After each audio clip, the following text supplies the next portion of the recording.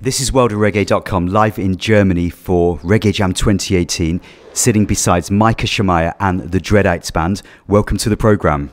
Yeah, man, we give thanks for there one more time, you know. So, Micah, you're here on the Rootside Vision tour with the Dreadites band. Introduce the members to me. Well, Matthias, obviously, is a German in the band. And we have Nicholas Brown, which we call Giant Drums, and Micah Wilmot, surf bass from Bull Bay, Jamaica. Okay. Yes. And myself, Micah Shemaiah. So this tour so far, it's taken you into quite a few different territories. How has the response been in the different festivals and locations you've been playing at so far? Yeah, it's been great. I mean, we are out here really, to sharpen our skills as well, as because it's the first time touring with the full band, So it's been great. The festivals actually have been some major festivals so far, which have been great, and we're looking forward to Reggae Jam as well. I think we have still a far way to go when it comes to just being the finished article, So this run and this whole tour is helping us on the way to being that, to being that powerful, strong, very convicted, roots machine. Yeah. One of the things that I know that you said to me quite a few years ago in Jamaica was that it's one of your sort of goals or ambitions to actually be touring with a band. How does it feel now that you're achieving that reality? It's great. It's a feeling I can't really even express, because along the way sometimes you think it's not going to happen, or because of sometimes the information that you get from the industry and the advice that you get from different people, you think it's not even gonna, or it's not possible, or it's far-fetched, you know what I mean? Because if we notice, the industry is going in a certain direction where packages are more of the thing that people are going for, and not necessarily bringing a band from Jamaica, creating a sound and emanating a different energy with that sound. It's really about, I would say, regurgitation of both sound, look, everything.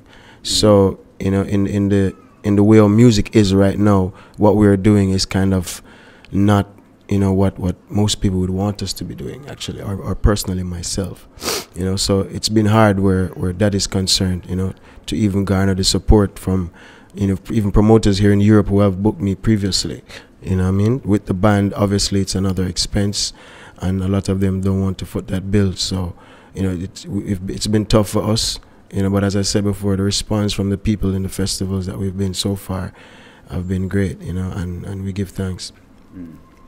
I guess that you're believing in the band and the vision that you have for wanting to tour with the band, so you've got to stay true to your roots there. Yeah, it's more than a belief, actually. It's just, for me, in life, everything and every step requires a necessary element. You might have different elements that make up a certain thing for it to go forward, but there are necessary elements that it cannot go forward without that, So the sound that I make is I would say is totally unique to what is, mostly happening in the music business today, So for me to bring that to the people in the truest form, then I would have to have a band really that soaks that sound and is pushing it out just as I am. So the music and the words and everything goes together like one package, which is the example of what the greats of reggae music have given us over the years, which is something that we have, more than,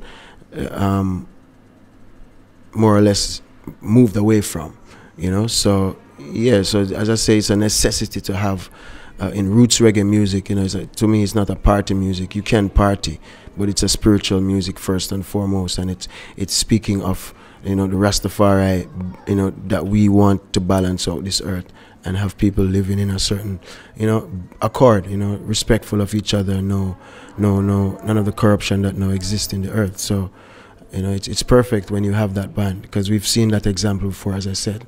So I couldn't really do anything less than that, or I would be shortchanging what reggae music is,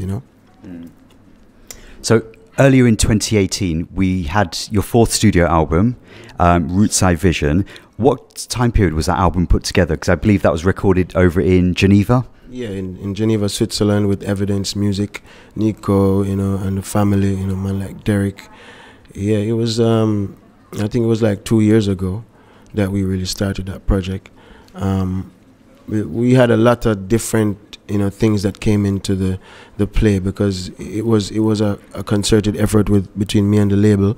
You know, I'm not an artist off the label, like signed to the label, but it's like an effort to do a project together, you know. So that sometimes in itself takes, you know, a little bit of time to put together, you know, because it's not a big splash money spending thing, you know. So it took a little bit of time, and also we had timelines where with regards to putting out videos and promotional, you know, as I said, being it that we don't have that massive budget, we had to do our thing very strategic, and yeah, so that it's just the timing, you know what I mean. And I think the timing is still perfect, you know. Whenever something comes out like music, you know, it's just perfect as long as it comes out. Yeah, I mean, when I listen to that album, it almost sounds like it's following on a progression of some of the earlier albums, but it has a much more kind of like more of a militant, more of like a very early 80s kind of like a Sly and Robbie, a Channel One sound. Is that the intention that was there? Well, when I heard the rhythms originally, they were actually Simmons rhythms, and I really loved Simmons from a youth, so I fell in love with the rhythms. How they sound now is like way far different from what they sounded when I just wrote the songs.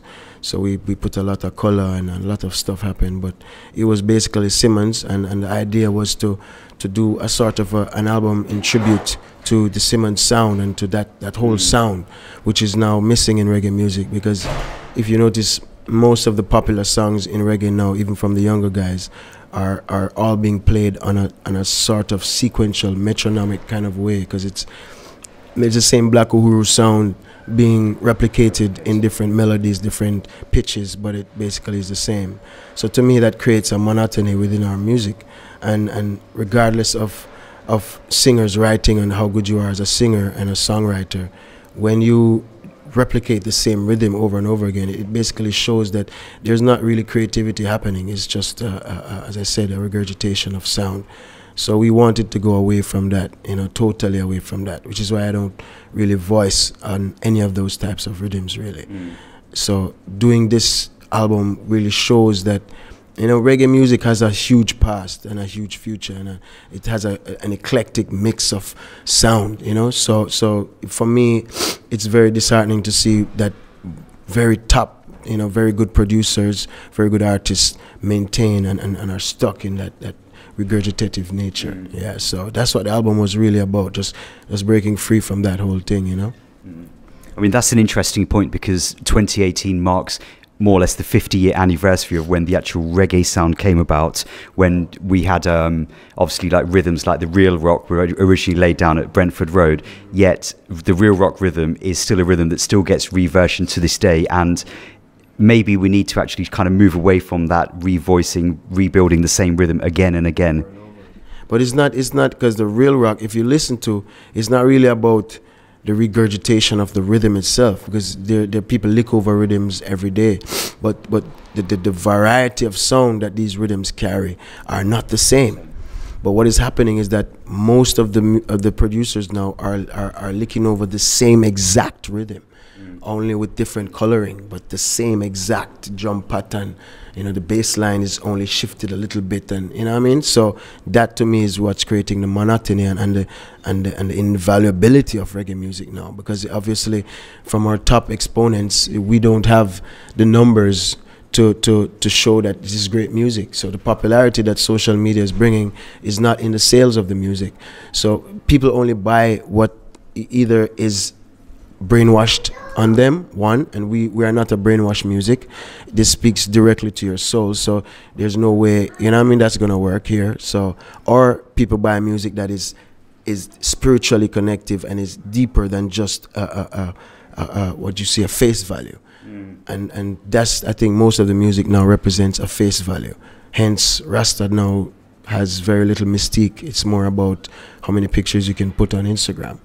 You know, so to me, that's the type of music that's being made now. It's kind of plastic, like, you know, to be honest. Okay, let's focus again on the band now, because we're here beside some of the band members. I want to start by actually asking you, Micah, the name Dreadites, it has a deeper meaning, first of all, right? Explain to the viewers the reasoning behind the name Dreadites. Well, it's where I was born, first and foremost, in Dreadites up in Augustown and place there. Back in them days, the Rasta was developing, you know, and that was one of the first places after moving from Davis Lane. 12 tribes moved to places like Dreadites. So my mother and my father lived there. We actually had a house there, you know, so that's where I was born, grew up, went to school for a couple of years, and then moved to off Maxville Avenue, where you see the Bigger Dread studio is now. So it's where I was born. So significantly, I mean, it's a no-brainer when it came to finding the band name. And also, you know, from even Dread at the Control and stuff like that, you know, I've always shown that the mentality of the mindset of the Dread, like the real Dread, not, and it's kind of hard to say real or not real in this world now, you know what I mean? It's so crazy. But the Dread that I know as the original Dread, and the Dread that has always a good word, a good teaching for anyone they meet. You know what I mean? We par with everyone, you know, until we know that you're corrupt from inside. We don't approach you with a standoff. We approach you with love. So from that original perspective, you know what I mean, the Dread, the heights of the Dread is always positive. As Bob Marley said, Rastaman meditation is positive. It's not a joke thing, it's reality, you know. So if you meet a Rastaman who, I mean, people have their personalities, but the positiveness of a person's soul is what we look for, you know. So the Dreadites name is coming from that kind of perspective, you know what I mean? Yeah, man. Okay, so I want to quickly introduce the band members again. So first of all, welcome to the program, and you are Micah Wilmot. Yeah, Micah Wilmot. I play bass guitar. And is this going to work, Danny? Do you want me to go across? Pass it through. Yeah, I'm Giant Drums, otherwise known as Nicholas Brown, but I just state the name Giant Drums. The Gentle Giant. Yeah. Matthias, the Dread, they call me too. So we're the Dreadites. So Matthias, we've obviously, I know that as a group of people, you've all been working together, maybe, you know, sort of on and off over the years. And Matthias, I remember talking to you during the Shalalak project as well. How is it coming together at the moment, working together as a band? Well, like since I came to Jamaica, like 6-7 years ago, Micah is one of the few people I really enjoyed working with, seeing that level of songwriting and creating music, and yeah, that's just a joy, you know. That's like a mission. There's not many possibilities like this again, so we give thanks. I mean, I know at the moment, while you've been here on tour, you've been working together, working on some, you know, building rhythms and things. How is it obviously catching a vibe here in Europe, working together with the band? Well, it's magic. Is even we surprise ourselves, you know. We've been in Geneva for a little more than a week, right? We're almost, yeah, 3 weeks, but we almost finished the album, you know. We record song every night, and it was just like creating, if you're not on stage, if you're not rehearsing, you're creating music, and it's great, you know. It's like doing something that you don't even expect. So it's like that element of surprise, and it pushes you to never stop, you know. I guess that being together in the same environment means that you may be waking up one morning and someone might come in with a vibe or something, or inspiration, always, and then you can actually build on that there and then. Yeah, that's always what happens.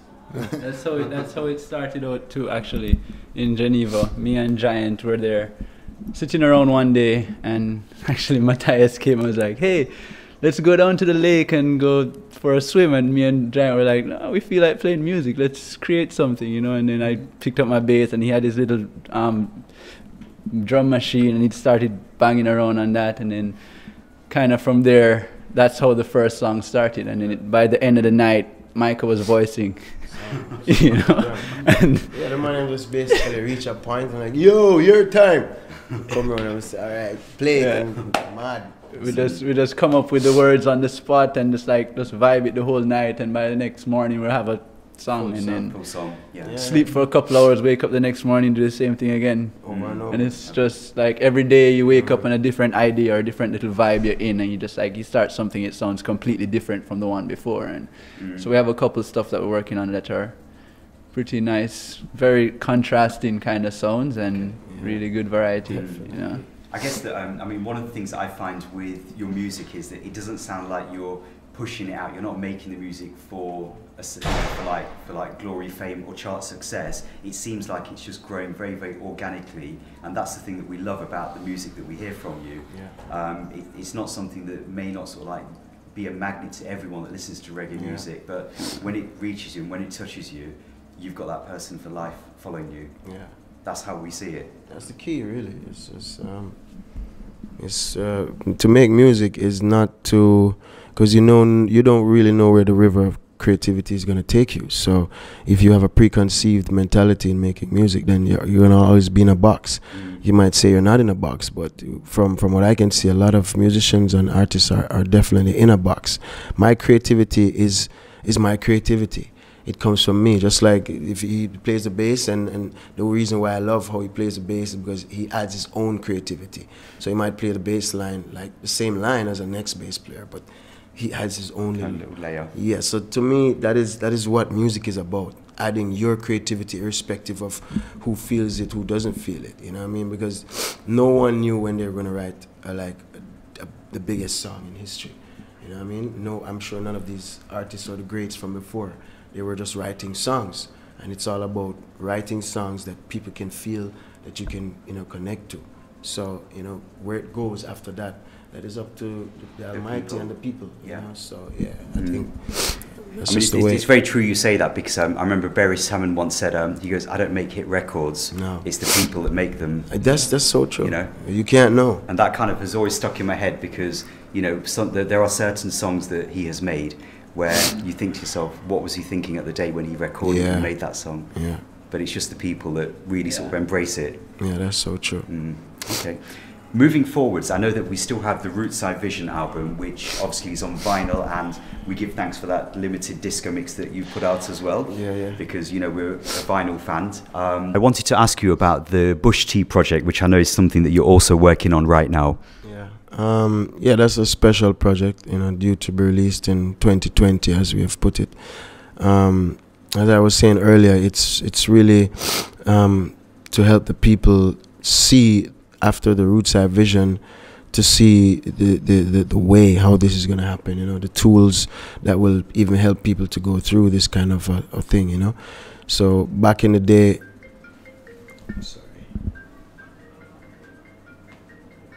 technology calls, back in the day. Shall I ask that question again? Oh, yeah, why not? Yeah. Okay. Cool. Okay.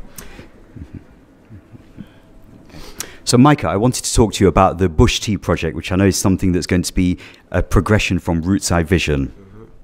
Yeah, as I said, it's a progression. It's basically giving you the tools to connect with this Rootside Vision. As I said, Rootside Vision is really just the world integrating into one, just family, just to survive. As I keep telling people, the darkness and the light, the moon and the sun and all these things that we see that just continually cycles us who are human beings. We might say it cycles the earth or whatever, but the real reason for it and the real reason why we can see it and connect to it is because it's cycling us. It's keeping us alive, so and each of them work together to keep each other alive as well. So the darkness cannot live without the light, nor can the light live without the darkness, that kind of thing. So what I'm proposing in the Rootside Vision mentality is that we will integrate into that very same kind of principle. Very simple. Just to survive, we will have to live for each other to survive. No one man can survive in this vast plane, or not even two. You know what I mean? So for us to connect and to integrate families and to integrate cultures, to me it's a natural way that the world is going now, hence Rootside Vision. So for Bush Tea now, it's really, as I said, to show people what has already been shown to them from even the days of Burning Spear and Bob them and everything. But for now, I realize that the world has been going away from what the spiritual nature of man is, and more to creating a sort of man that is not of God, or of the Almighty, you know. So the bush tea is really the basics, the basic stuff that keeps us alive, you know. I mean, that food that we need to eat, that water that we need to drink, you know, it's that kind of thing. And basing it from a bush perspective now is when we were growing up as kids, you know, in Jamaica, and I'm sure in everywhere in the world they have a culture of natural bushes and you know, stuff that Natural remedies. yes, natural remedies. So we were always being pointed to that before we were even pointed to go to a hospital or to take a pill or some sort of medicine, you know. So I saw in that the necessity, you know, the necessary things that keep us alive, without, because going to a hospital is like that's an extra. That's when it's gone to, you know, a very bad place. That's why, you know, the Bible says if you're sick, seek a physician. So if it's gone to a very far place, then you might need to seek a physician. But the necessary things that keep us running every day, that we don't need to seek a physician and we don't need to do a lot of these pharmaceutical stuff, is from the bush tea, is from the very basics that we were given as mankind, you know. So the music that is being made for this album is in total representation of that, of just, you know, like your granny that give you some instructions, old time granny sayings and stuff like that, you know what I mean? Like on the bush tea, there's a song called Live and Let Live, which we do in our set now, which, you know, is a very basic thing, you know, live and let live. It comes from, back in the day, the Rastaman used to say it a lot when I was growing up, you know. It comes from basically do unto others as you'd have them do unto you, you know. So you want to live, then you have to want that guy to live too. That's the only way, because if you don't want him to live, then it's going to be war, you know what I mean? And then you're not, even though you might win the war, the life that you would have lived from the point till you win the war is gone. So you end up not really living, you know what I mean? So if you check the world now, most of us don't live. We end up working in a sequential way in a corporation or some sort of job, so we're going to fend our families and blah, blah, blah. But most of the dreams and stuff that is inside of us to pour out is not, it never happens. And some of us die before that even happens. And that's a sad thing, because living is why we're here, first and foremost. Everything else is secondary. But we've been taught that everything else is what you need to live, which is ridiculous. So the bush tea is really here to demystify that and to show people what really, truly you need to live, or remind them what you need to live. Yeah. It sounds like a very deep but very conceptual project. Timescale wise, I know I'm jumping the gun here, but is this something that we need to look out for in the future? Yeah, in 2020, as I said, we'll be releasing some singles off the album, just so people can, you know what I mean, can hold the vibe and thing. But 2020 is the year, because I chose that year just by, you know, off the top of my head. But when I chose the year afterwards, then we started seeing signs of the significance of the year, because we see a lot of, you know, world-changing stuff will be happening in 2020, which we never really knew about, but we are now privy to those information. So it seems as though choosing the year 2020 is valid spiritually. So yeah, you know what I mean? So that's the time frame for that album. We'll be having singles being released. Right now, most of the music I'm doing right now is in collaboration with my band. So, because as I said, and I keep telling even my band members, the legacy that you leave as a musician is attached to the sound that you create and leave in the earth to resonate. That means most artists now, they produce an album where their band members play almost none of the instruments. They get instrumentation from all these different so-called greats. They became great because they were given a chance to play a great riff or a great bass line or a great, you understand? So if we don't give musicians of this age that chance, then we'll never have new music. We'll always be regurgitating to the old Sly and Robbies, and that's why I don't really work with any of these. Not because I don't respect them or love them. I respect them to the highest level. But working with them would mean just, you know, forgetting that there's such a thing as a creative energy. And to me, they have passed that. You know what I mean? They only can, because if you come to Sly and Robbie and you say, I want a bass line or in a drum pattern, more than likely they're not going to create something new for you. They're going to create something that which has already made them famous. And just what you want as well. Something which has already made them famous. Yes. So, and that to me is not creativity. So that's the reason why I do how I do and with my band. So most of the music that we do now and forward is going to be with my band, and I've already started that process. So we can have that fullness going forward, so that they have a piece of this you know, wherever it takes us, wherever it goes, you know what I mean? We all are in it together. You know what I mean? Which is, to me, that's the only way. It's not say we're doing something special or something different. It's just the only way. You know, we've been given a lot of different avenues to look like you have other ways, but there's no other way. It's just the only way. Yeah. Micah, the Dreadites, we give thanks for your time today. Before we let you go today, I want you guys to do something for World of Reggae, live and direct, to give us a little touch of what we can expect when we see you on stage.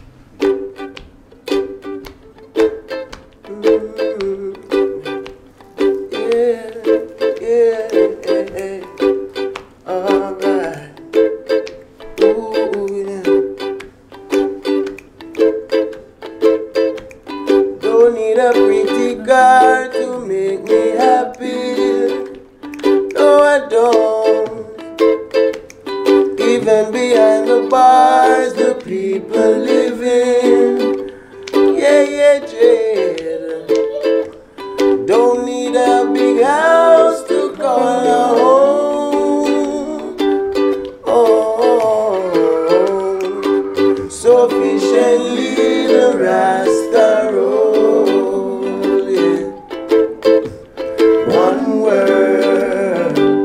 We only need one word. We only need one word. We only need one word.